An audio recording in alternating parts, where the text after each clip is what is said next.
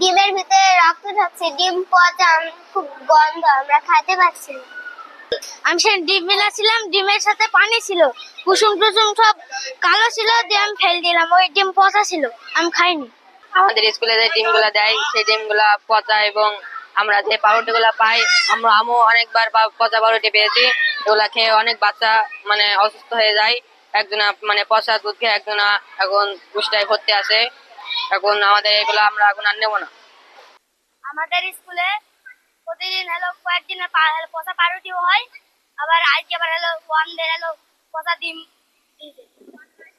বাচ্চারা আসে টিফিনটা দেয়, এই টিফিনটা খাওয়ার কারণে মনে করেন যে অনেক বাচ্চারা খুশি হয়, আনন্দ পায় যে আমরা এই টিফিনটা পেয়েছি, আমাদের জন্য খুবই ভালো।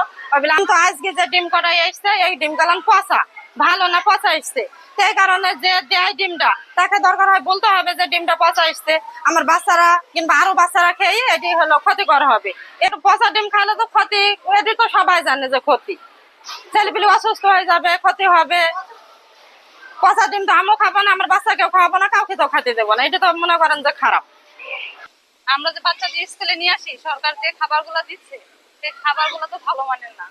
আজকে যে ডিমগুলো দিচ্ছে সেগুলো পচা বের হয়েছে, সেই পচা ডিম খেলে তোমার বাচ্চাদের অসুস্থ হয়ে যাবে। সরকারের কাছে দাবি যাতে যে খাবারগুলো দেয় সে খাবারগুলোতে মানসম্মত হয়।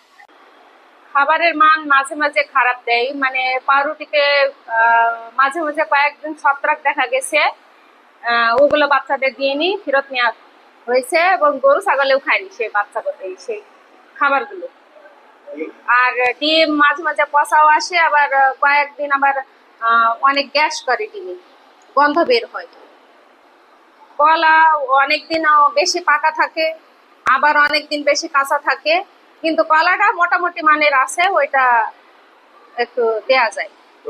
আর দুধ এর আগে এক প্যাকেট মানে দুধের ভিতরে পোকা দেখা গেছিল, তারপরে আপাতত এখন দুধটা ভালো। আর সব থেকে বিস্কুটটা বেশি পছন্দ করে বাচ্চারা, এবং বিস্কুটটা আমার মনে হয় যে মানসম্মত।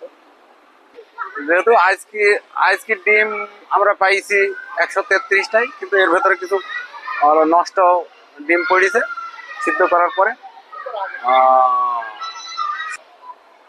মোটামুটি আমাদের স্বাস্থ্যসম্মত, আমরা তার না মানে পরীক্ষিত না, যেভাবে দিয়ে যায় আমরা সেভাবে বাচ্চাদের দিই।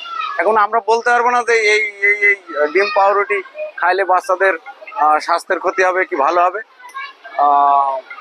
ওরা যেভাবে দেয় আমরা সেভাবে নিই। পচা ডিম পচা পাউরুটি খেলে অবশ্যই বাচ্চাদের সমস্যা হবে, এগুলো আমরা আমাদের ঊর্ধ্বতন কর্তৃপক্ষকে আমরা জানিয়েছি।